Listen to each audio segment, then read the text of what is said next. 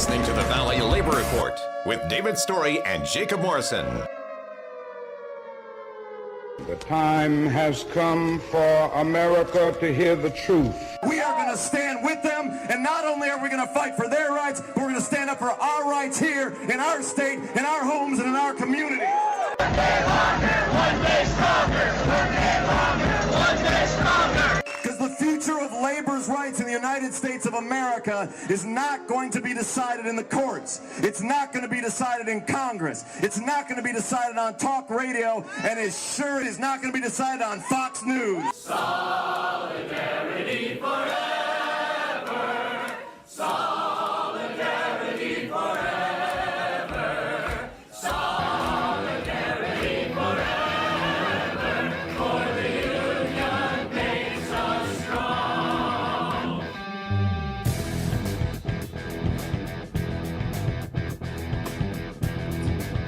Good morning, Tennessee Valley. This is the Valley Labor Report.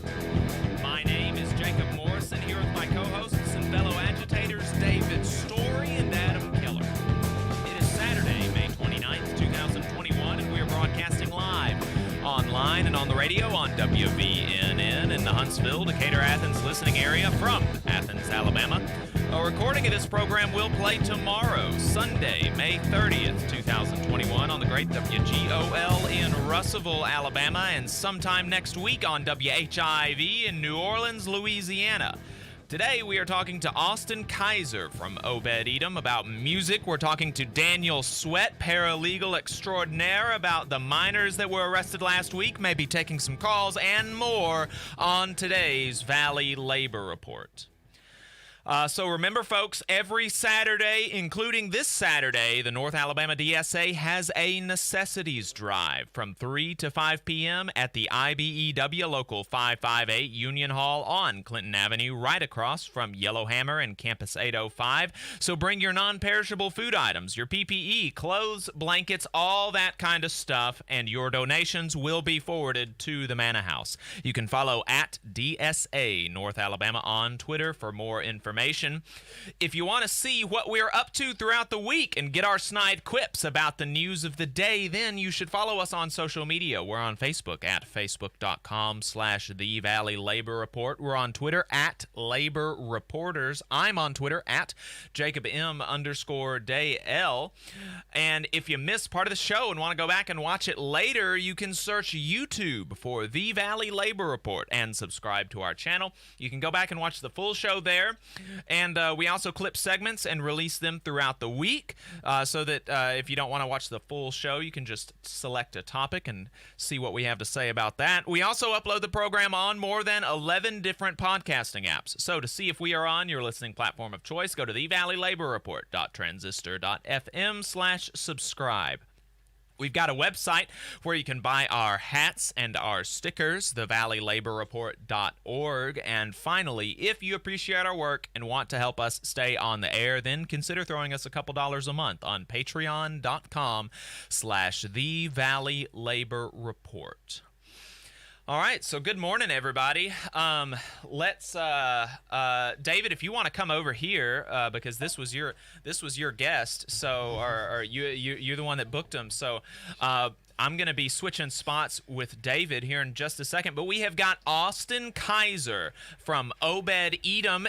You will recognize him if you are an online listener. Their music is the music that brings us into the show every weekend. So, Austin, thank you so much for allowing us to use your music, and thank you for coming into the studio and talking with us today. And David's going to take it over for here. Thanks, Austin. Thanks, David. Thank you. What a cluster to start the morning. How are you doing, brother? I'm doing good. Good. How are you? Good. So, yeah, I'm not hearing much through these headphones either. So, I guess, where do you want to start? I was kind of hoping to start with your influences because, like, when we reached out last year, early on, and I think Brad Posey shared my post, and you were like, yeah, you can use ours. I think that was how I found you. Yeah. Yeah. And and then we were kind of wanting to find somebody with like, I mean, we didn't want like a racist band, you know what I mean, or like a Nazi band, Right. and so we seen yours, and then like the first thing I seen on your Bandcamp was the donations for the Bandcamp, or the purchases from this one album on Bandcamp was going to the Huntsville Bail Fund, and I was like, Right. this guy has got his shit together, has got his stuff together. So, but yeah, what was your influences early on? Because this is some mind warped music, really. Musically, yeah.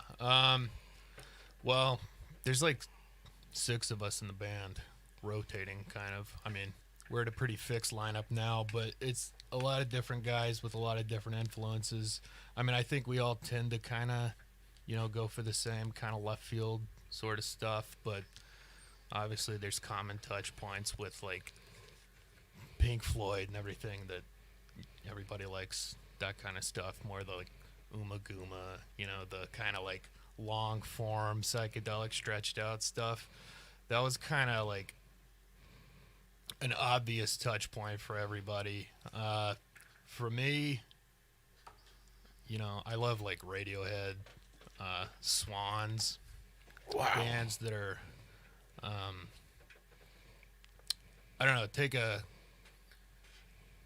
different approach to the structure of songs, I guess. So they're not necessarily always just having the standard verse chorus thing. It could be like a 15-minute long build up to something. And that's a big part of it, I think, is kind of the live experience was something that we think about a lot.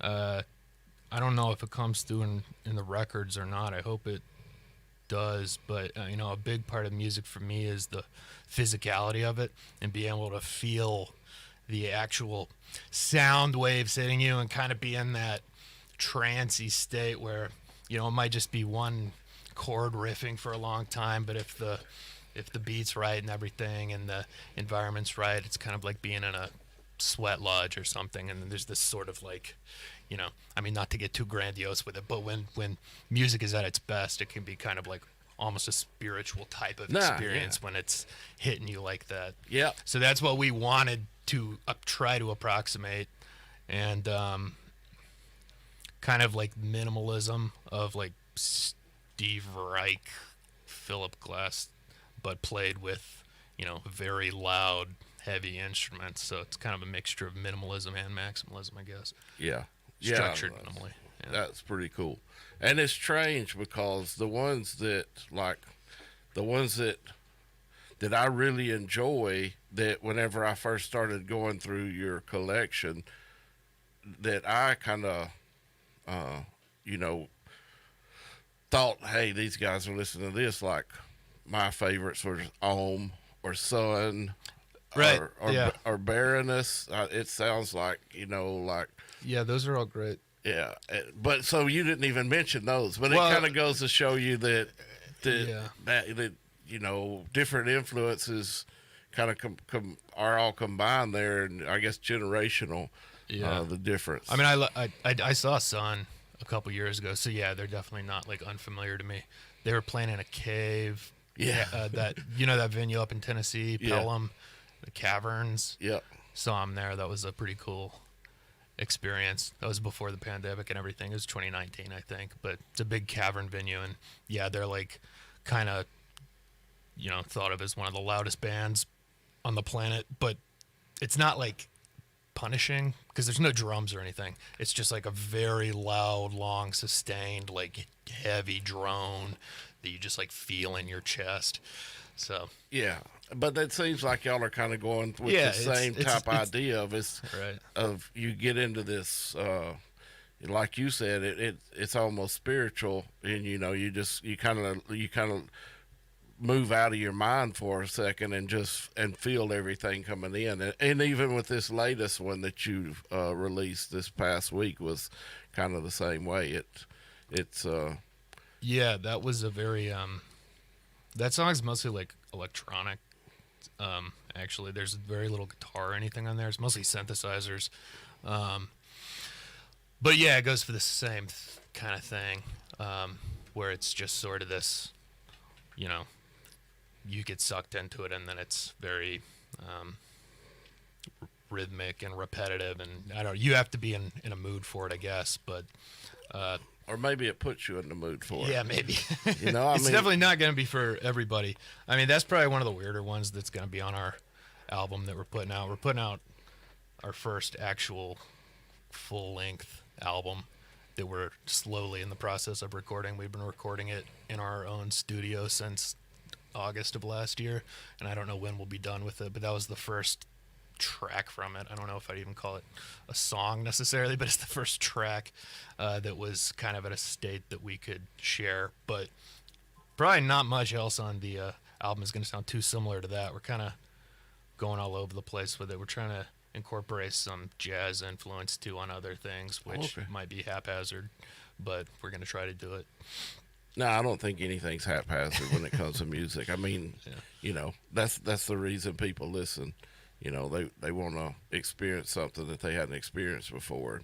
I think most people that actually enjoy music, so that you got people that listen to the radio and it runs in the background, and then you got people that get into the music and lose themselves, and y'all's music is that type. That it's not necessarily easy listening type stuff. I mean, I don't want to sound too trying to be too academic with it or congratulatory. It's it's just, if you're listening to certain kinds of bands, they're a very intentional sort of listening. It's not something you'd listen to if you're undecided, if you'd rather be playing ping pong or something. But if you have the mindset for it and want to put on headphones and take a walk and specifically be listening to music, it's, I guess, for that kind of person. Yeah, I mean, that's pretty cool.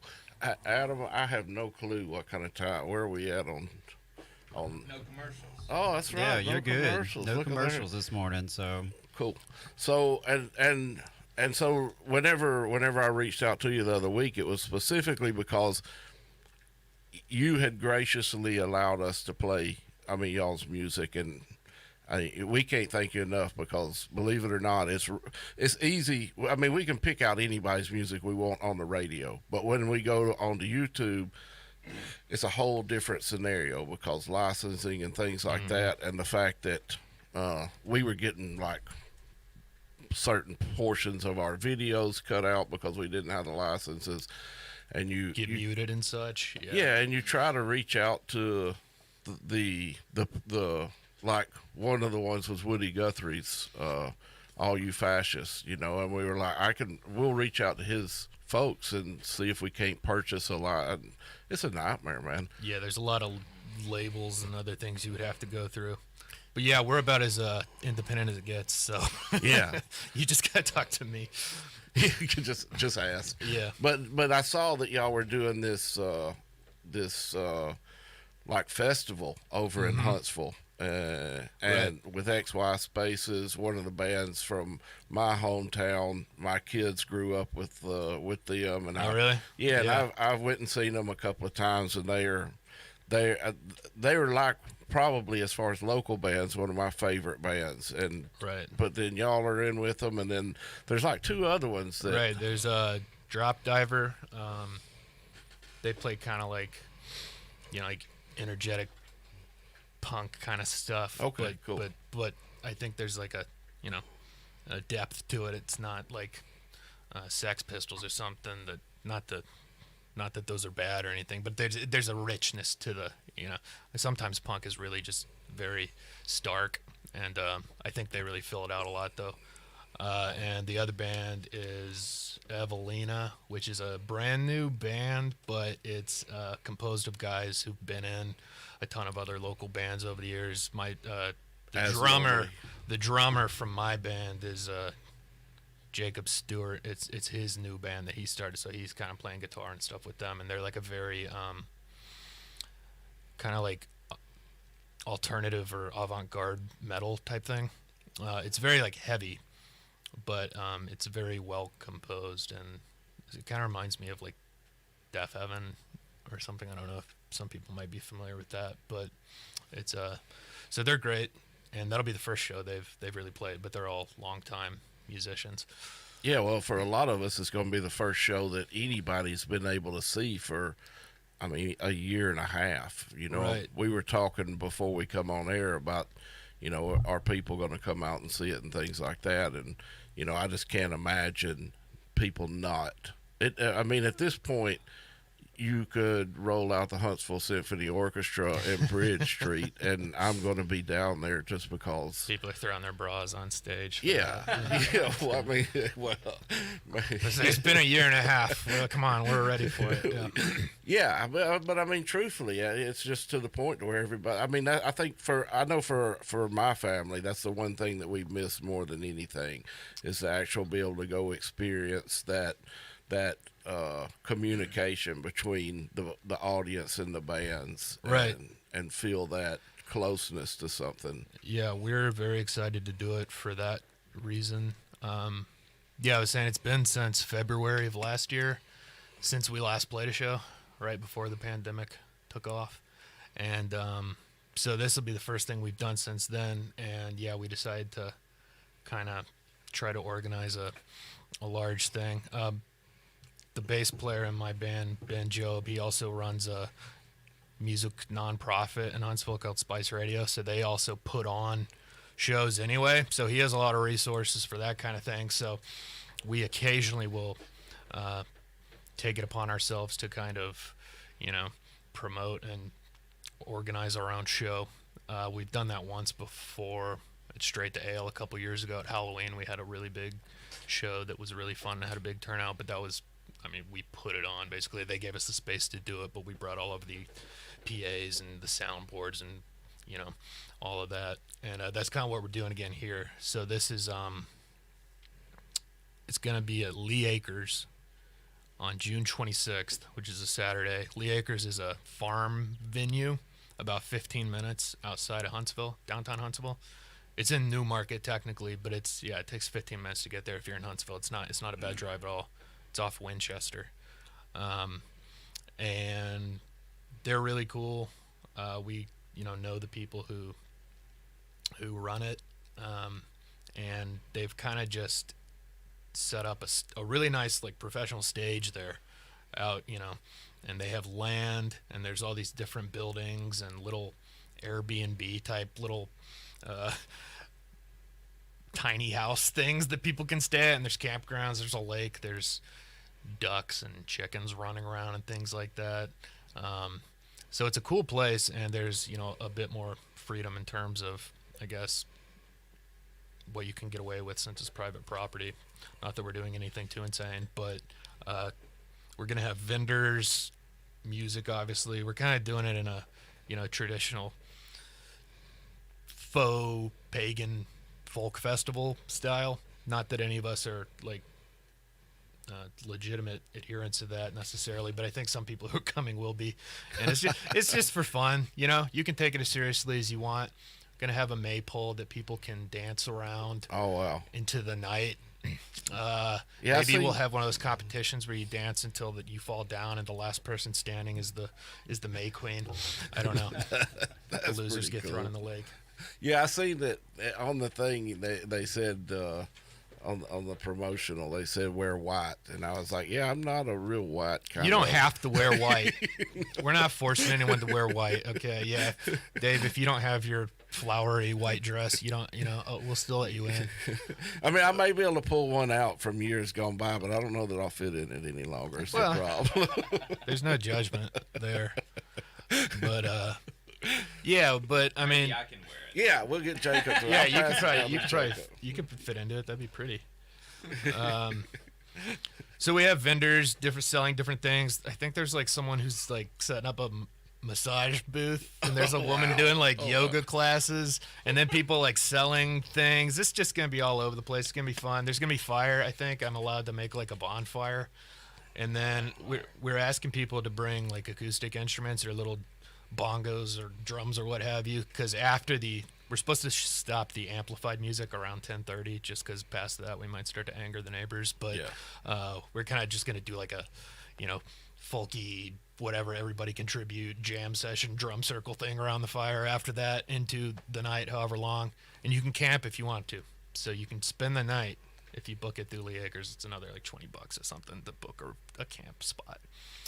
But if you stay, we got all night to party. That's pretty cool. I mean, you know, And when is it? It's June 26th. June right? 26th, yeah. So that's right after the start of summer, which is called midsummer for some reason.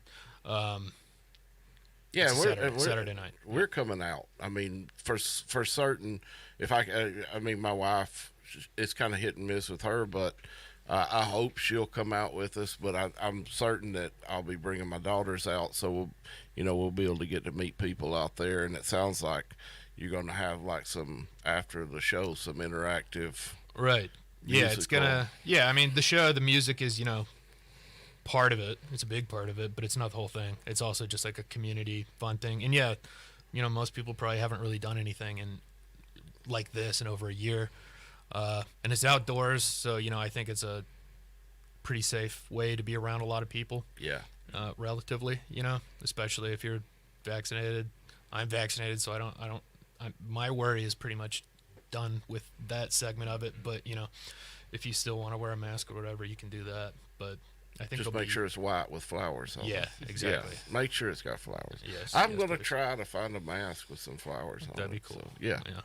Maybe like one of those old Arab drag, the long flowing. So I think that's important with this mindset. But I think it's going to be cool, especially if people actually do get involved and bring out some instruments. Because now you got me wanting to bring out my guitar. You should. And sit around with everybody and just. And you can sing, Dave. That'd be great. Yeah, we can all chant together. Well, I mean, the cool thing is it wouldn't be, it sounds like it wouldn't be just me and Jacob. It sounds like everybody would kind of come together collectively and just. Ideally, it would be like quite a few people doing it. Yeah, whatever you have. If you have like a clarinet, a sitar, whatever you have that can be played without being plugged in, we'll just make a big racket. Yeah, that's interesting. Yeah, that's the idea. I mean, all of my kids, we're a musical family. So like, I don't have, we've got one child. We've got six, and one that decided she really wasn't. She's into music, but she didn't really want to learn to play. But all the rest of them have been through, 4 years of band in high school, and my youngest one, she plays like 7 or 8 different instruments. So I think we can scurry together. Yeah. Well, they sound like they're probably more musically skilled than most of us probably. I'm only a musician through sheer force of will. I don't really know what I'm doing, but luckily I surround myself with people who do have some idea, and I try to speak in abstracts to them, and they're like, oh, he's saying that, let's do this, and actually put it in musical terms. Yeah, well, I mean, I don't think, you don't give yourself enough credit, because the intro music that we use, man, it's like, to me, it's some of the best music that I've heard. Whenever I heard it, I was like, I just can't believe that this band is not taken off, because, I mean, it's really, there's a lot of depth to it that you don't hear in a specific genre. And it don't fit into a specific genre, but right. Well, thank you. Yeah, and we changed it up too. I don't know what genre we are. Sometimes it's close to something, and then sometimes it's not. Like I said, every song's gonna be kind of different, especially on this next thing. But and I'm really interested to see how it goes live, because like I've listened to everything that you've got, and I'm like, I don't know how you can recreate that, but I guess it's just this organic. You just kind of move with. Yeah, most of the stuff we're gonna be playing is new stuff. That's not. I think we're playing like 1 or 2 songs off of the thing that we had released previously, but we usually are kind of always doing something new. I mean, we only play shows even back before the pandemic. We'd only play shows every few months or something. So we would kind of end up doing something completely different every show. I'm sure if we were playing more frequently, we would have like a regular set list or something.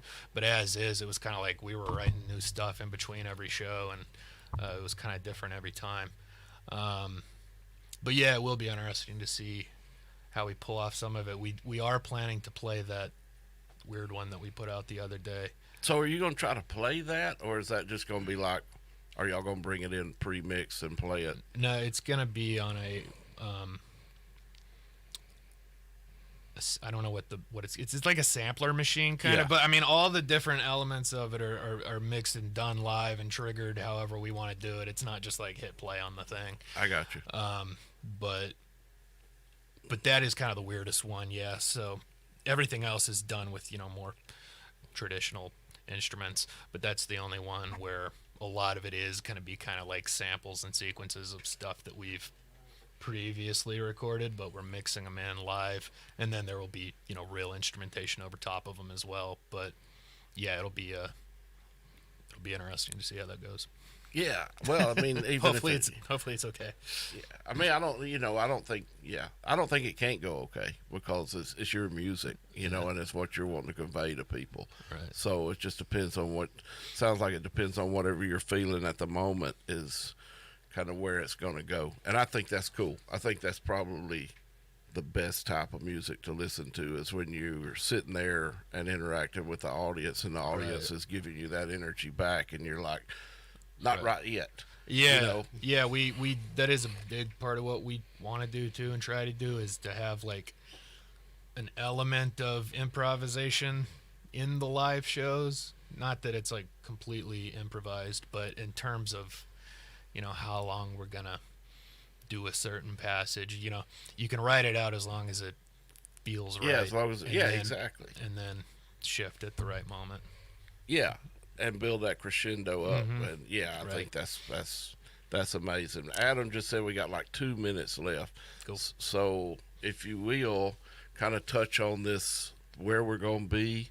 And I don't know, I mean, I'd love to see Jacob and Adam out there, but I can guarantee you, barring like, she's gonna be there. who? Moon said, so there you go. My wife will be there, and then Awesome. we're going to. Yeah, it's the venue. If you want to look it up, it's called Lee Acres, Leigh Acres. Yeah, it's in Newmarket. It's right near like Winchester, off of there. So if you're coming from Huntsville, you go over Chapman Mountain, turn on Moores Mill, then turn right on Winchester, and you go down there for a few miles, and then it's down there. It's just a private area, but it's, country road. You pull off, there's plenty of parking, and if you do want to get with the venue, you are allowed to camp out that night, so you can party as hard as you want and stay there, and you're good. It's BYOB, am I allowed to say that? Yeah. Yeah. Yeah, man, that's important. Yeah, so you can. And you're gonna have are you gonna have food vendors as well? Yeah, I think we're trying to get a couple food trucks or something, but Get David to set up. Yeah, I don't know about that. Not after I ruined that barbecue last week. You got a smoker? Yeah. That was neat, man. Yeah. Huntsville's #1 Yeah, we think it's gonna be a news, good talk, and weather time. station. WVNN Athens, WVNN FM Trinity, a Cumulus station. It's 10 o'clock. From ABC News, I'm Brian Clark. The TSA says it screened almost 1.96 million air travelers on Friday, the busiest day for air travel of the entire pandemic. ABC's Trevor Alt says that in some ways, demand is surpassing even pre-pandemic levels. Delta says it expects flights to be 80 to 90% full. And United CEO Scott Kirby told ABC News that their leisure travel domestically has already surpassed what it was. Leisure travel domestically for United Airlines is higher than it was pre-pandemic. So many people are traveling now that we're starting to see some lines at airports.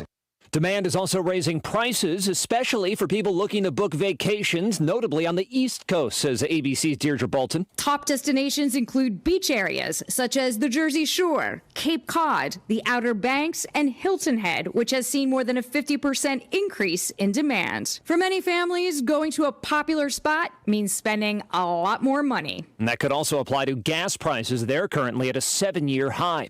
President Biden was in Virginia Friday, where he touted progress against the pandemic. Deaths have dropped by over 85%. Tens of thousands of moms and dads, grandpops and grandmas, brothers, sisters, neighbors, friends are still with us today who would otherwise have been lost. He also spoke to members of the military at Joint Base Langley Eustis, calling them the 1% defending 99% of everyone else. Senate Democrats criticizing Republicans who used the filibuster Friday to block the establishment of a commission to investigate the January 6th violence at the Capitol. Majority Leader Chuck Schumer said, "Shame on the Republican Party for trying to sweep the horrors of that day under the rug because they're afraid of Donald Trump." Man was shot to death after a standoff with law enforcement in Jefferson County, Missouri, about 20 miles southwest of St. Louis. An officer was also shot. He is expected to survive after undergoing surgery. You're listening to ABC News. It's all about the nose. It's your air filter, the first line of defense against bacteria and viruses. If too many germs get stuck in your nose, guess what? You get sick. That's why it's so important to keep your nose clean, just like washing your hands. Nasal irrigation gets rid of germs by rinsing the nasal cavity, but neti pots are hard to use and, frankly, kind of gross. Now there's a better way to keep your nose clean and help your body protect itself. It's called Navage Nasal Care. Navage uses powered suction to flush out allergens, mucus, bacteria, and viruses. Millions use Navage for fast, all-natural relief from sinus congestion and allergies, and to breathe better, sleep deeper, snore less, and feel healthier without drugs. Navage is easy to use, affordable, and comes with an absolute guarantee of satisfaction. You wash your hands and brush your teeth every day. Now it's time to start cleaning your nose with Navage. At Navage.com, CVS, Walgreens, Bed Bath, Target, and Rite Aid. Navage, Navage. Clean nose, healthy life. It's your news now. WVNN. Depend on it. Try to add it up. You count the principal J-Rig, add it up. You count the fires, try to add it up. You count the principal J-Rig, add it up. To the Valley Labor Report. My name is Jacob Morrison, here with my co-hosts and fellow agitators David Story and Adam Keller. We are talking to Austin Kaiser from the band Obed Edom, and we've been talking about an event that they're going to be putting on June 26th at Lee Acres. This sounds like it's going to be a lot of fun. It's going to be BYOB. If you want to camp out that night, you can pay $20 and you can stay the night there. It's going to be a lot of fun, and we're going to be wrapping up our conversation with him and getting an update on the miners' strike here in just a second. But I was curious, Austin, if you could tell us about about your name. That's always something that I like to know from bands is like, oh, you know, what was the inspiration for your name? Like, why did you choose Obed Edom? Well, mostly because we thought it sounded cool and and abstract. It doesn't. I don't know. It's kind of like when you hear it, you don't necessarily have any preconceived notions of what that band might sound like, and so we liked that element of it. It was me and my friend David kind of started the band, and we had been just kicking around just like dozens and dozens of ideas of names, and he pulled that one out. That's a thing from, it's some obscure character in the Old Testament who was like some kind of non-Jewish guardian of the Ark of the Covenant or something. And I could pretend that there's some deep connection to our music through that, but really, he just pulled that name out and we thought it sounded cool. It reminded me of like Amon Amarth or something, you know, just some like vague, kind of spooky, cool sounding name, and so that's what we went with. Are you guys all from Huntsville area, like North Alabama? Yep. Yeah, we've all at least lived in Huntsville for most of our lives. I mean, I've known most of these guys for years and years and years. Some of them I played in other bands with, 10 years ago. So we just kind of hadn't been doing much. I mean, a lot of them are in other bands as well, but a few years ago we kind of reconnected over, hey, let's do something together and kind of make a little more free form and long form and strange, and just kind of see if we can push some buttons. So we've been doing it ever since then. Well, that's awesome, Austin, and like we've said before, we really appreciate you allowing us to use your work. Adam said that you've got at least one new fan from Yeah. He said that before the show started that somebody got turned on to y'all's music from our intro And stuff. I said that so. was a 100% increase in our fan base. So, so thank So you sounds guys like it's too. paid off. Yeah. So you got your money's worth anyway. Hey, if there's right? if there's any other radio shows out there who want free intro music, hit me up. Maybe Well, I'll get 2 more fans. Yeah, I feel like you've at least gotten your money's worth from the royalty fees that we pay you. So. Right. Believe it or not, there are not that many labor union themed radio shows. That was also music. why this one was surprising to me, because I was also talking to you guys about that earlier. I've lived here in Alabama most of my life, and I wasn't aware that there was much of a union presence at all anywhere in the South. So it was surprising and cool to me that there was a show that's actually on FM radio that focuses on those kind of issues. So yeah, I'm happy to have our music associated with it. I think you guys do good work, and I'm glad you do it. I appreciate it, Austin. Thank you very much. And so, anything else you'd like to say before we wrap? Not particularly. Come out to the show June 26th. Hope to see you guys there. We're gonna have fun. Thank you guys. All right, yeah, Austin. I'm gonna plan to be there. Cool. All right. So, folks, could you hand me my phone, Austin? Would you care to do that real quick? I got a text. Yeah, you can just unplug it.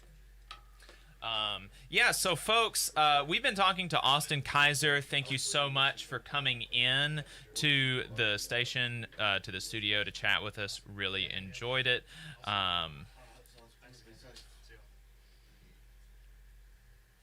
If any other musicians are out there and you're interested in, partnering with us or having us promote your music, we can't afford to pay you anything, but hey, if you believe in mutual aid like we believe in mutual aid, hit us up. Yep. And so, like he said, make sure you come out to Lee Acres on June the 26th. Sounds like it's going to be a good time. At least me and David and his family is going to be there. Sounds like Adam and his wife may try to come out. So it's going to be a good time. We're really looking forward to it. And so next up, we are going to be talking to Daniel Sweat. He is I'm not sure if he's actually like a paralegal. I'm not sure if that would be his title or not, but he is incredibly smart. We talked to him some last weekend on our marathon live stream, and he's going to be giving us an update on the miners' strike. And so before he calls in, while we're waiting for him to call in, if you're listening, Daniel, the phone number is 1-866-494-9866. Again, that phone number is 1-866-494-9866. Anybody else wants to call in, we can talk to y'all as well. But so the last weekend, we raised about $70,000 for the striking coal miners down in Brookwood. We are really excited, really happy that we were able to do that.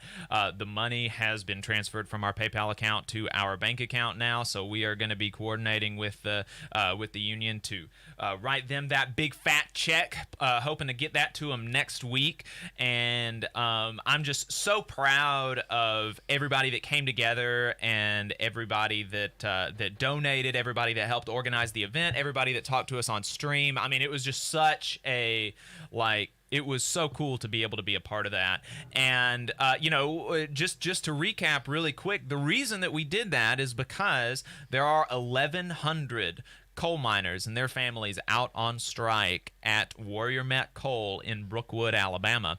And they're doing that because they do not have a fair contract. They about 2015, they got the company that they worked for went bankrupt. And long story short, the workers gave them a lot of concessions in order to keep the company solvent. They took $6 an hour pay cuts. They took cuts to their overtime compensation, all kinds of stuff. And so that was 5 years ago. And then in April, the contract expired. On April 1st, the contract expired, and the company refused to give them what they lost, or even get closer to what they lost back in 2015. So yeah, you might can turn your mic down. And so they've been on strike now since April 1st. They've been on strike since April 1st in negotiations with the company. And if you would believe it, the lead negotiator for the company said in negotiations that she thinks these people get paid too much. Again, they are the worst compensated group of coal miners, of union coal miners in the country. And the lead negotiator for the company thinks that they get paid too much. So they've been on strike now for about 8 weeks, and they have begun escalating their tactics, and they used, not for the first time, but the most so far. The largest use of this tactic so far happened on Tuesday, nonviolent civil disobedience. There were 11 local and international union leaders that sat in the road in order to not allow scabs in and out of the mine for about 3 hours or something like that, and they were arrested. So we have got Daniel Sweat on the line now. Daniel, is paralegal, is that an appropriate title for you, or would it just be legal assistant? No. So hi everyone. I'm Daniel Sweat. I am actually a second-year law student at Vanderbilt Law. I am a law clerk. During law school, you spend your summers working for firms who, teach you the ropes. And I am a law clerk at Birmingham's Quinn Connor Weaver Davies Rocco, which is the preeminent Alabama union side labor law firm.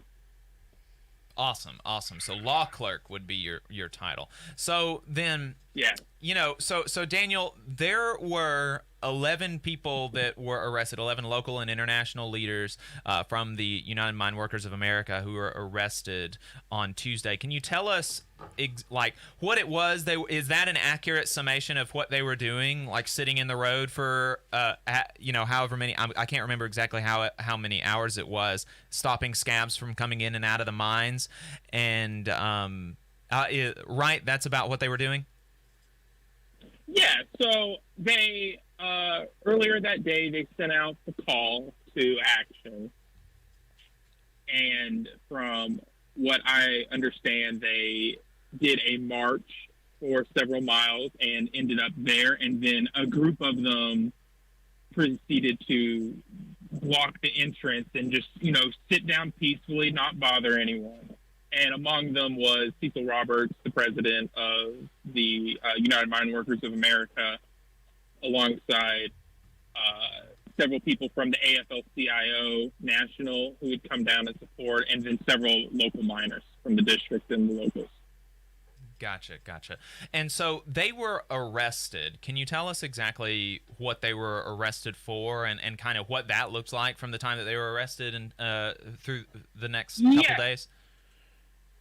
Yeah, no, of course. So several weeks ago in Tuscaloosa County, there was an injunction put in, and the injunction is put in the hopes of the court somehow balance between allowing the company to conduct their business while also giving the mine workers a ability to picket and show themselves. And I think it's up for debate how that works, because it's hard to put the company on the back foot when you're not when they're allowed to do the job without you. Mm-hmm. And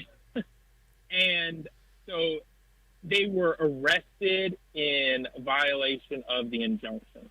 Really quickly, spell out for us what that injunction did and what that was in, like, what, you know, why was that injunction granted? Like, why was it granted and what did it do specifically? Yeah, so the injunction is granted so that is something that is really interesting. So there's labor laws done on the federal level. There's a federal level of it that is, you know, as your listeners know, the National Labor Rights Act and whatnot. But something like this, an injunction, is on a local state level. And that means that all 50 states do that differently in relation to labor law. And then labor law can go beyond the National Labor Rights Act on the state level.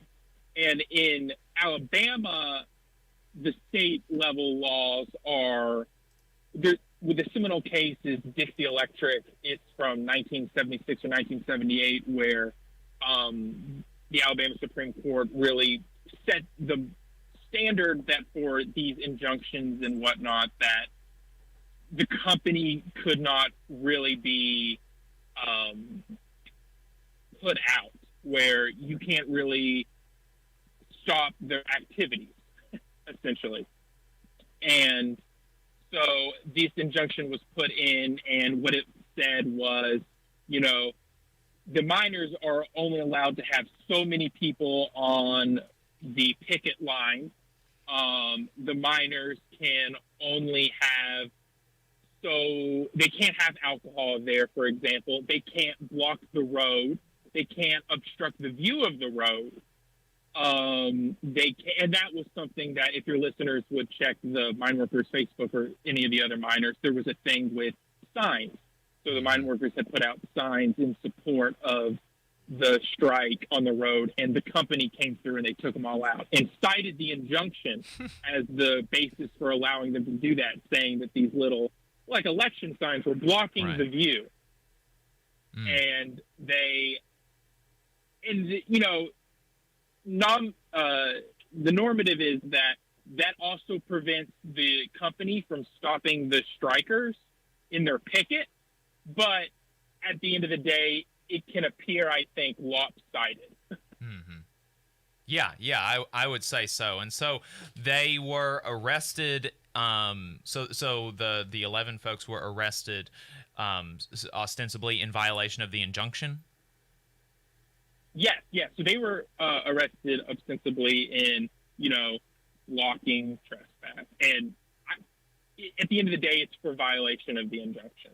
And so what happened was that they were arrested and they were brought to Tuscaloosa County Jail, and they sat there until local lawyers and the union posted bond for them, and they got out about, I think, 4 to 4:30 a.m. So they were there from when the sun was still up to early in the morning. And so what happened now is that that's happened, and that bond has been posted, and as long as they don't, jump bonds, and they appear at their court date when that is scheduled, then they will be given their money back. And then there's the question of, with these injunctions, is that legally you can't be, this is not legal advice, obviously, but it's hard to get arrested for an injunction if you don't have notice of the injunction.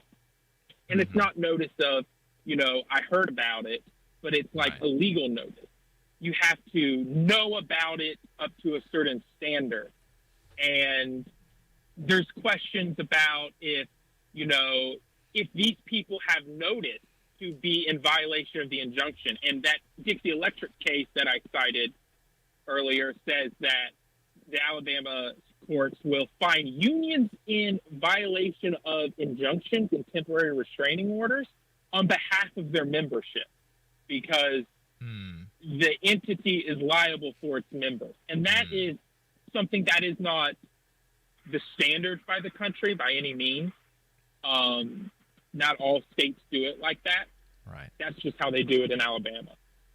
and let's say you and David or one of your listeners went down on the line, it's very unlikely they could be found in violation of the injunction because you were never served it, and you lack the legal notice of it. And we aren't members of the miners union, so the miners union doesn't have a responsibility to inform us of the ramifications of the injunction. No, they do not. Okay. So I've got can they be charged with something else, like with trespassing or blocking the road, even if it's not a violation of the injunction? I actually think that is what they were brought in for. Okay, so the violating the injunction would just kind of increase the penalty then.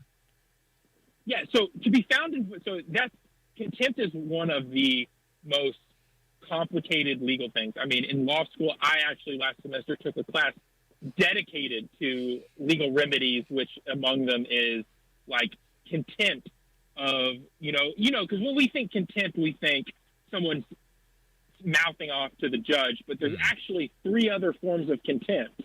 And what they would be found of is what's called civil contempt. And civil contempt is when you are in contempt of something like a injunction outside the courtroom.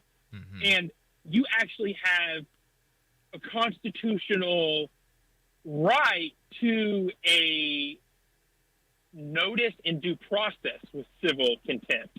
So that's where the notice requirement comes in. But then there's also a due process where you can't be found in civil contempt unless you are provided a hearing before the judge to make your case that, I wasn't actually found in contempt. I tried the best I could. It's wrong for me to be punished for this. And you can't be punished punitively. So when we think contempt, we think what's called criminal contempt, where it's like $500 fine, $500 fine. That's not something that can happen. You could be theoretically fined, but you can only be fined in what would be required to bring you into following the injunction, to write your course. You can't be punished punitively by the courts for it.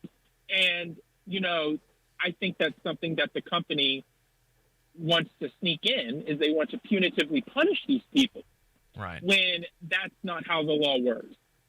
So what if, so you said, kind of ostensibly, like if myself or Adam or David or one of our listeners went down there, we couldn't be found in violation of the injunction, but, presumably we could be charged with blocking the roads, blocking traffic, trespassing, things like that. But what if, so obviously, like, most of our shows, everything except last weekend, is like archived and you can go back and see, and we've talked about this injunction, we've talked about it. So like, and I'm talking to you about it now. So like, if let's say if I did that because of my having like exhibited knowledge, could I be found in violation of the injunction, or do I have to actually have like a legal notice for it to mean anything?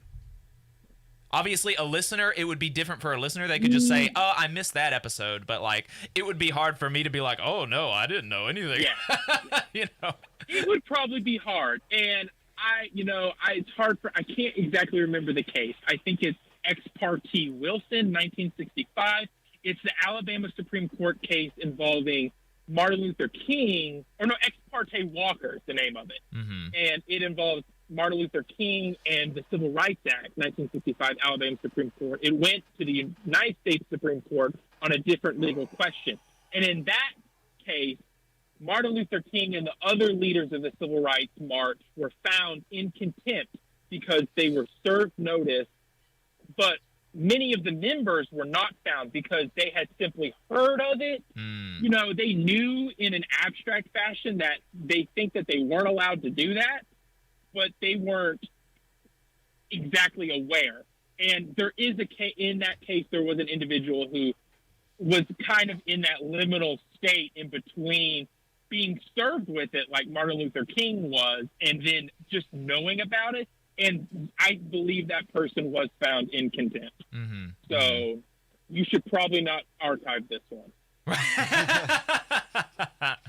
Well, I probably Gotcha. screwed up and pressed the wrong button anyway, so hopefully we didn't have to worry about that this morning. There you go. I mean, Adam could just say he didn't have his headphones in. That's right. I haven't been listening. Adam I'm not hasn't been guilty of listening. anything. David doesn't have any headphones on right now, so he hasn't heard anything that we're saying. So, okay, so help us understand what are going to be the what is it going to look like for the 11 people that were arrested moving forward? Like, what can they expect for the and we've got about 3 minutes left on this side. We may have to bring you back on the other side of the break, but help us understand what are going to be the punishments for these for these 11 people that were arrested, in both scenarios, if they can't be found in contempt, and if they're just found in violation of trespassing and blocking the roads, and then if they are found in contempt, what are going to be those two scenarios? Because that looks like what we're looking at. Well, at the end of the day, it's up to the court to decide. Contempt, the company can ask for things, but of what they should be found in contempt and what the amount or what the punishment might be. But at the end of the day, it is up to the judge. And, I think that so this Wednesday there was a hearing in Tuscaloosa County on behalf of the union where the company had sent a motion to amend the injunction, and that was when they blocked the road last week in an act of civil disobedience with their arms together. And then this Thursday they had a meeting, and what happened was the conclusion was next Wednesday is going to be a show cause hearing. And in a show cause hearing, what happens is that the party that is aimed at being possibly held in contempt, they have to show cause for their act. And they have to show, why this happened, what happened. And, just in an editorial sense, quickly before your break, I think that the judge and I think that many people are understanding of the minors and where they are right now. Mm-hmm. There was a regressive offer by the company this week. And, these people are tired, they're hungry, and they want a conclusion. Mm-hmm. And the company shouldn't be allowed to goad these people to push them to the line and then cry foul and corner them. I mean, they're cornering these people. And then they get upset when the minors peacefully, without resistance, when arrested or anything, they act in a concerted activity of civil disobedience. Right. Yeah, that's exactly right. I don't, there's just there's no justification for what the company is doing as far as what they're offering these people for their contract or for their behavior during these negotiations. So we're going to bring you back on the other side of the break to help us understand what the legal battle is going to look like moving forward, and then we'll let you go. And I appreciate your time, Daniel, talking to us. Me and David have both been really impressed with your knowledge, especially as a student, and so we appreciate your time calling in on your way back up to Nashville. And so we're going to be talking to him about that on the other side of the break. And then after that, I think that Adam is going to have some stuff for us to talk about the school board here in Huntsville. So he knows some stuff about that. I seen him posting about that this morning, so I may let him rant for a bit. So folks, make sure you stay tuned. Don't move the dial. You're listening to the Valley Labor Report, and we're going to be right back.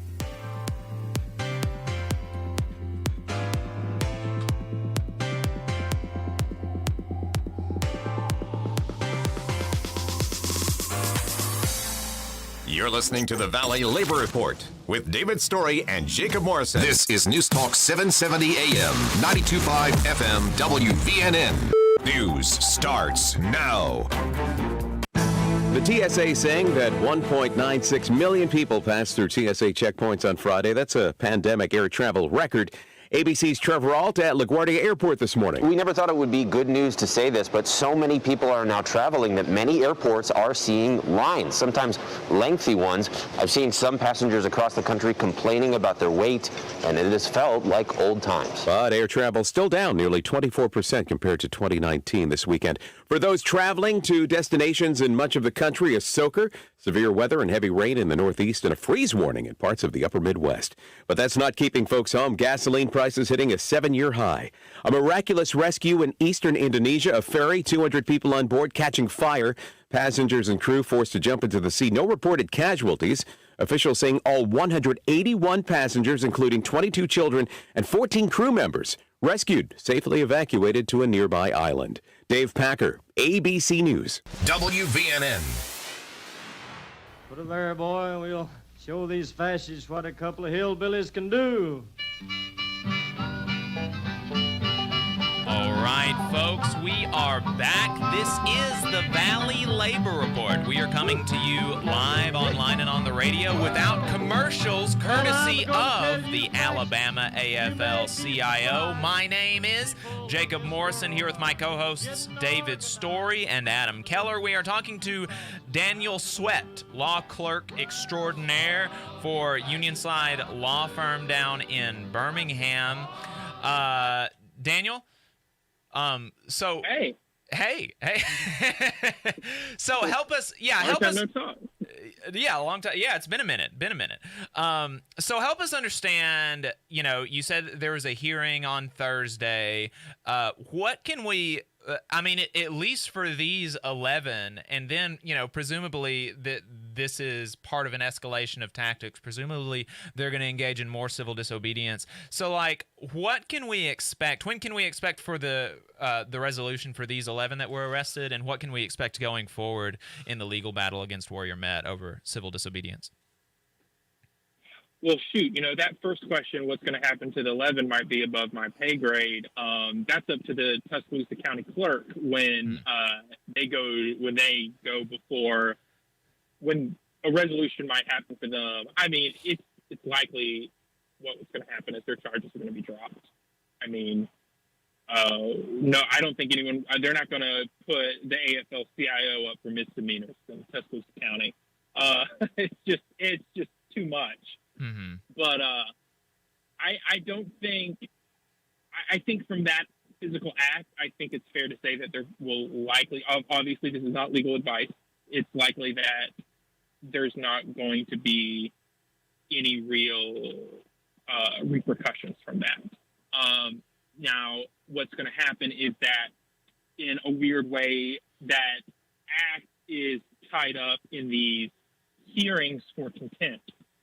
And in that case, what would happen is that if the union is found in contempt, they could possibly suffer some sort of consequence because of that previous civil act of civil disobedience, and from now forward, other acts. And that is, it just depends on if they are found in contempt and what the consequences the judge decides are.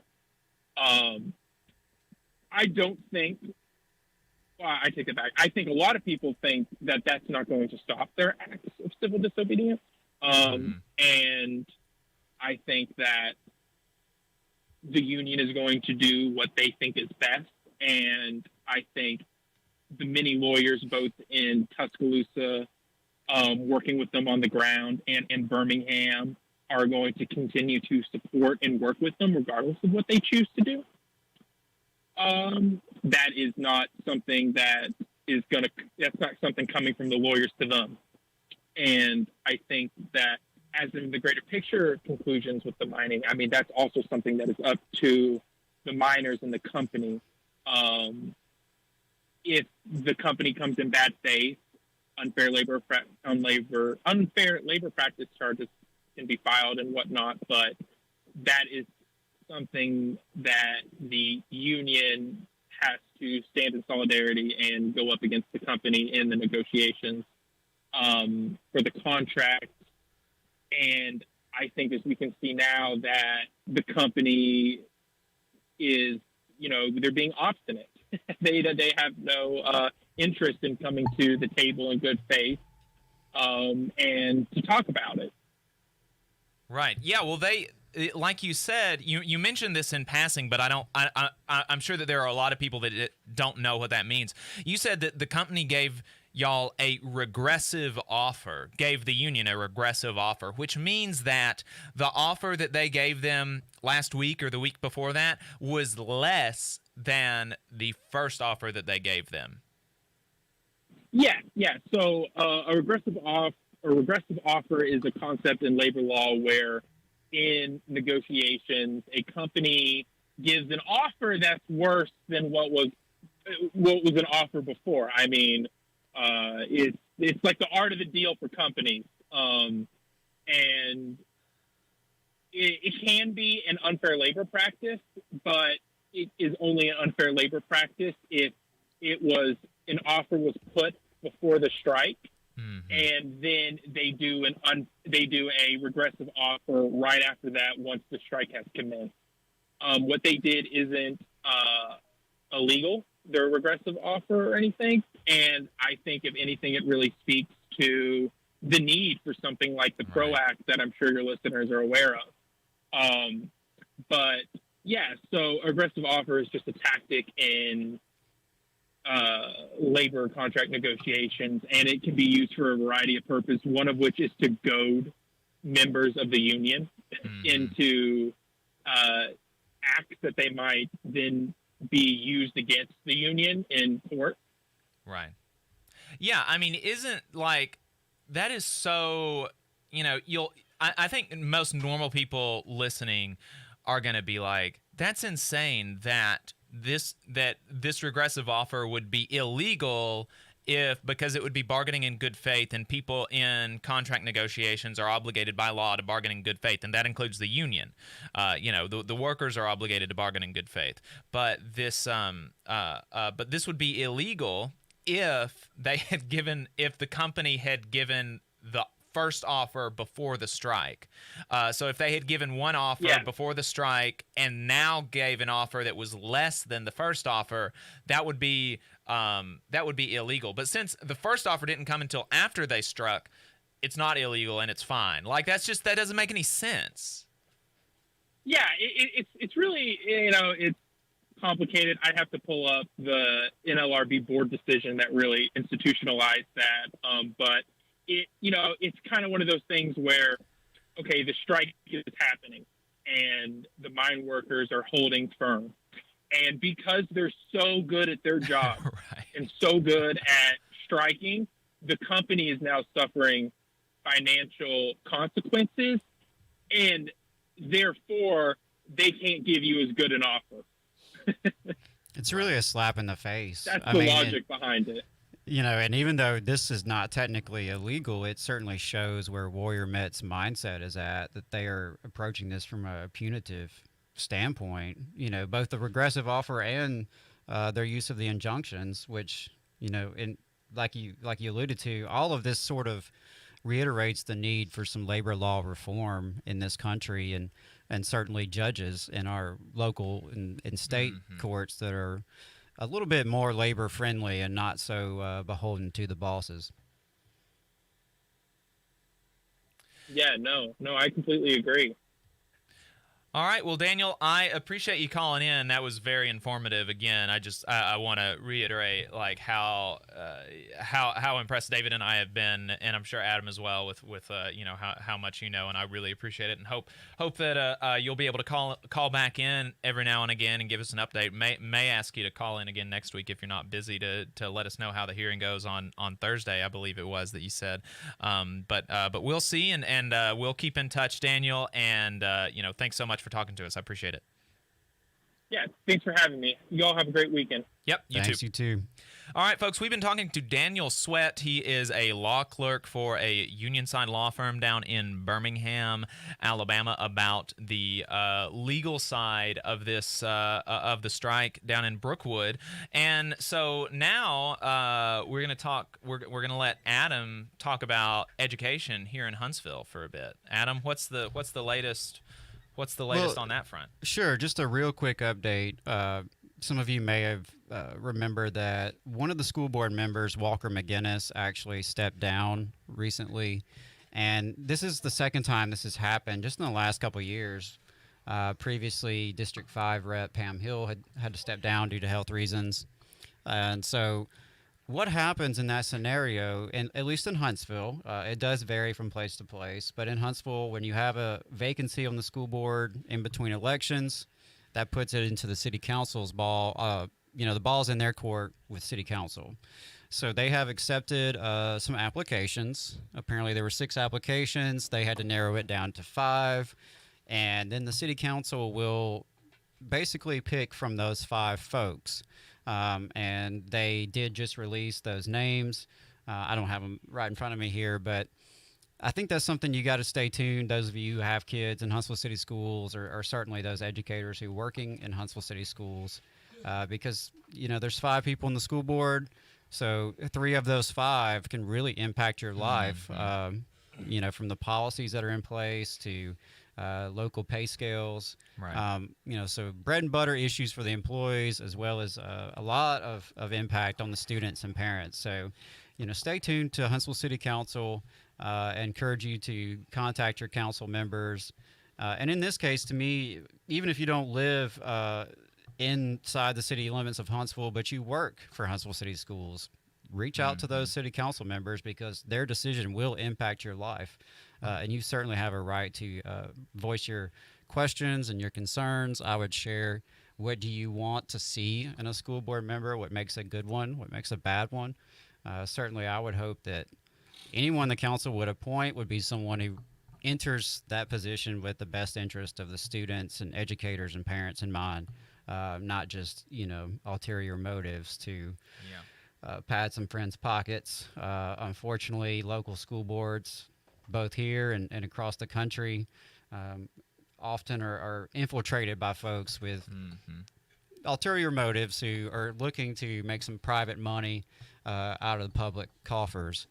And so that's something to just keep your eye on, especially those of you somehow tied up with Huntsville City Schools. Yeah. Has that happened in Huntsville? Yeah. So it did just a couple years ago when Pam Hill stepped down due to health reasons. She was the District 5 rep. And in that case, the city council actually appointed the person who had ran against her in the previous election cycle. And I know in this case, Ryan Renaud had run against Walker McGinnis, and he is one of the finalists for the city council appointment. So we'll see if they follow that precedent. They certainly don't have to. Ultimately, it's up to them on, how they decide to pick that. There's no real criteria spelled out in law as to what they have to ask. There's just some basic requirements like passing a background check. You have to live in the district. But beyond that, it's pretty much up in the air. So, no. I meant, has the local school board ever padded private enterprises' pockets out of our? I don't even think we have enough money. time to get to that today. But yeah, there's certainly many companies in North Alabama who have made quite a bit of money off of Huntsville City Schools and other school systems as well. But and I know this past weekend I had the pleasure to talk with Kenzo Shibata, who is a teacher and an activist with the Caucus of Rank and File Educators in the Chicago Teachers Union. And it was amazing how many parallels there are. Chicago is one of the biggest school systems in the whole country, but it's amazing how many parallels there are to corporate reform and privatization up there that eventually finds its way down here to little old Alabama. And it starts often in the bigger metros like Huntsville and Birmingham, and then trickles out to more rural areas, wherever the money's at. Yeah. Usually the big metro systems have more money, therefore a bigger target on their back by various consultants and contractors and property developers and all these other folks with private interests that really have nothing to do with the best interests of the students that are there and the employees that are in the schools. Right. Yeah, that's exactly right, and that's another reason that I hate so much that we didn't have a local recording of that, because I wanted to go back, because I was taking a nap while you were talking to Kenzo, and I really wanted to go back and listen to that, and I really wanted to go back and listen to Kim when she was talking to y'all, but woulda, shoulda, coulda. So, but I do want to just reiterate how awesome this past weekend was, and what a collective effort it really was. There were people from all over the country and all over the world actually who donated. There was, if I'm not mistaken, like well over 3,500 people made donations. It was mostly small donations too. It wasn't.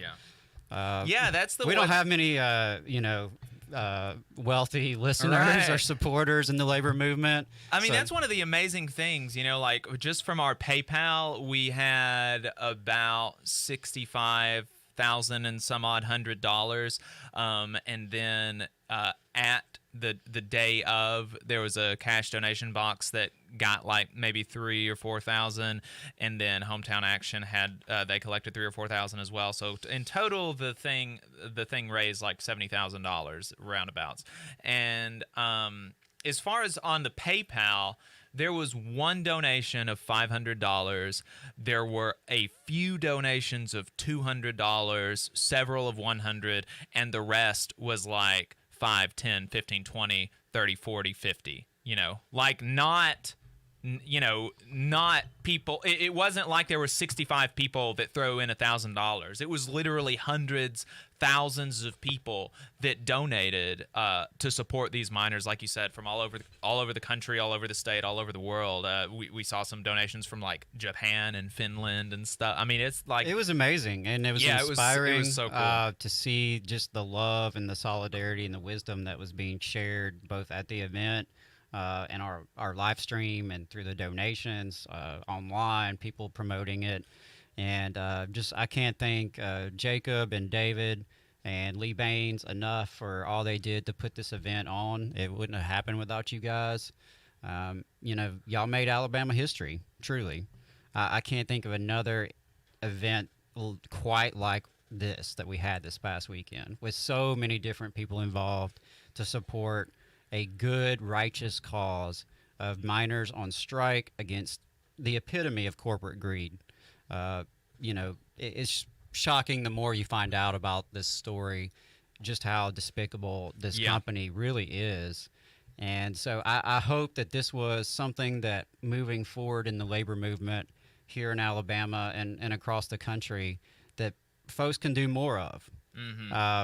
Now, we're pretty tired and beat up from the last weekend, so it won't be us anytime soon. Yeah, not anytime soon, for sure. But I don't know. I could see us doing like one a year of these. But it really was. It was amazing. That's what the labor movement can do. We saw the potential of what it can do, bringing people together across race, across gender, across political parties and ideologies. Folks just coming together to support one another, to have each other's back. And there were a lot of conversations we had about, we're here to support you, to have your back. And we know that one day, you know what, you'll have our back if we need it. Because that's what it's all about. And I'm just still honored and privileged that I even got to play a small part in it. And oh man, I have a tremendous respect.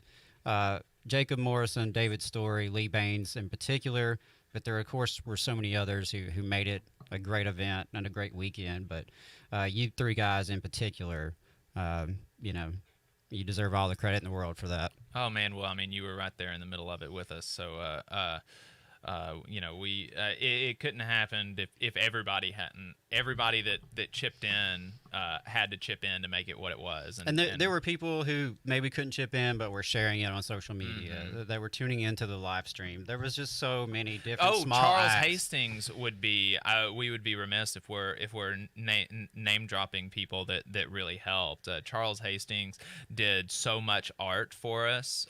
Most of awesome art too. Yeah, most of it pro bono. The vast majority of it pro bono. All of the animations that he made for us were pro bono. He made some flyers for us, and it was really cool being able to have that to, like, whenever we needed to break, needed to go to the restroom, or like we weren't able to get a camera out there during the concert, so we just had the audio, so we were able to play one of his animations and turn the sound off while we were playing the concert. it was just really cool having that art, and I think that he was able to get a boost in his profile, so we really hope that worked out for him. And he's doing some kind of auction today with a bunch of his art. Yeah, I believe he's down at the Meridian Street Flea Market downtown Huntsville. Yeah. He's going to be When there, is I think, that? till 6 p.m. Till 6 p.m. I think he's already there, if I'm not mistaken. Okay. He'll be there till 6 p.m. and he's trying to get some art sold. I think he's getting ready to move, so it would be a great time to support this local artist who supported the labor movement. Absolutely. And if you can't make it out there in person, then you can find him on social media at SoloMonk256 on Twitter. That is at SoloMonk256 on Twitter. Or you can go to Church of Self, all one word, all lowercase, Church of Self on Instagram. Church of Self on Instagram to find more information. And you can, I'm sure that he's got a PayPal or a Venmo or something that you can send money to, and he can mail you something. So, if you want to go support him, then that would be going there in person, buying something from him, or getting something from him online. That would be really helpful as well, and you could show him that we appreciate his help. But yeah, it was great. I really enjoyed having his art on helping us on the stream. Yeah, it takes all types. It really does. And any type of collective effort, whatever talents you may have, whatever skills you have. No one person can do it alone, but the more of us there are, the more we bring to the table. And I think this weekend really demonstrated that. Mm-hmm. And we did this just to help. It wasn't anything beyond that. It exceeded our expectations in terms of the money raised and the participants. Certainly exceeded the expectations, and it really, really was, because we felt there was an opportunity to have the back of these folks on strike. I believe they just finished week 8 on strike. Mm-hmm. So that's what it was about. 1,100 rank and file miners and their families who right now are struggling to stay in this fight while taking care of themselves, and they're in a hard place. And I hope that, by getting this donation, that it lifted their morale a little bit. It wasn't anything other than that. I speak for all of us, I think, in that we're not interested in getting credit. None of us were looking to build a name or a brand or clicks or anything like that. I know that's a problem out there in politics oftentimes. It's hard to find folks who really are in it for the cause, but I can testify that Jacob, David, Lee, and the other folks involved in this operation were 100% coming from good faith, coming from their hearts. And I think that's why we were able to make such success. Yeah. All we want to do is help workers. There is some of the folks that came on the stream for one of the graveyard shifts at like 2 a.m.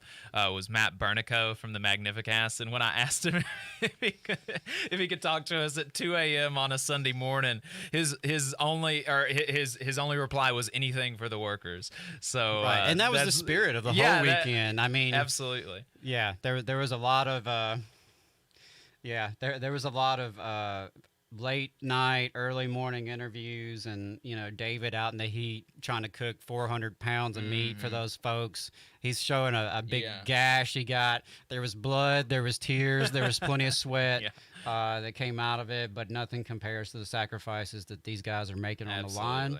And that's we are just honored that we could play a small part to help them hold the line.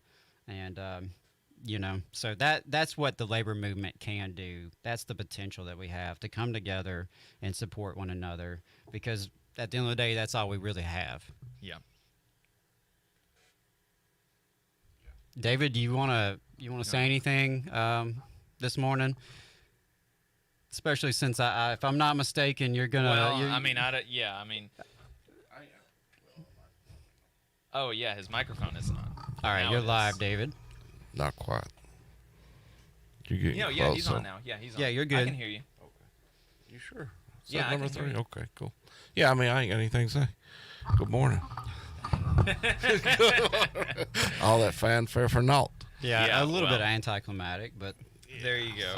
I just point of personal privilege for me. I have the utmost respect for David Story.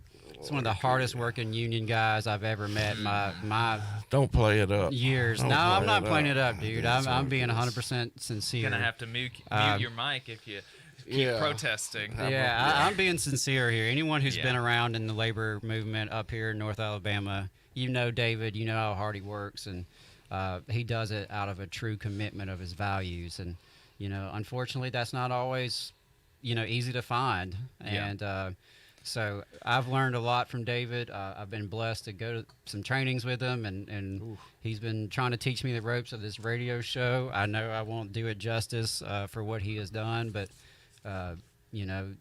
beyond what you've done in the movement, you've done a lot just by building up this radio program. So I want to thank you publicly for all you've done on behalf of workers. And I just want to say that it has been, knowing him before the radio show, we had gotten fairly close before the radio show for a year or two, and then being with him every Saturday and talking with him just about every day, all hours of the day and night in between the radio. Yeah, Man, my wife, I guess, coined you as my second wife. Yeah. So. Yeah. So I've thoroughly enjoyed getting to know David. I think one of the things that I have said publicly is that every couple of weeks you learn something absolutely crazy. Like, it was years before I knew that he played the guitar or spoke 3 languages, at least 3 languages. I don't know, maybe he lived in my France wife for called you out for that because she said Jacob said fluently, and I'm like, yeah, well, conversationally, I don't, so and probably both so broken now that it's not even funny. But. Yeah, but he's just like. His commitment to working people, his commitment to his union brothers and sisters is absolutely unrivaled, and it all started from me yelling at him on Facebook. Yeah, it's crazy. So a rare good thing to come out of Facebook yelling. Truthfully, if you think about it, it's insane, but yeah. I was a bit here more we respectful than maybe yelling at him on Well, Facebook, and I saw you had shared something not too long ago about a labor notes training we went to, all the 3 of us. I didn't talk with you guys in advance, but we just ended up all in the same training in Birmingham. Yeah. And it's amazing to see, what all has transpired since then. Yeah, you plant that seed, and it's pretty crazy to watch it grow, So, yeah, I think Labor Notes has been a big part of what we're doing. Yeah. Meeting there in Birmingham, and then I don't know, was IWW before then or after then? I think it may have been right around the same time. Around the same time. Yeah. But the whole thought was just to grow the labor movement, and that's and I think that last weekend kind of showed the worth of this project that we've got here, because a couple of years ago you wouldn't have even had a union radio show in Alabama, much less one capable of pulling in enough people and from enough places to raise $70,000 in one weekend. Yeah. So I think that this project is worthwhile, and I think that it wouldn't have gotten off the ground without David, and it wouldn't be without be all as, of us. It's been a great project to be a part of, and I'm so proud to have been a part of it and to continue being a part of it. And I'm so proud to be able to know David, and I know that that's going to be a relationship that I'll have for the for little the rest of sour next week. Yeah, well, for the rest I was going to say for the rest of my life, but at least for the rest of his life, which might not be that much longer, because he's old. So Lord, if we keep this up, it's going to be just it's not going to be much longer at all. Yeah.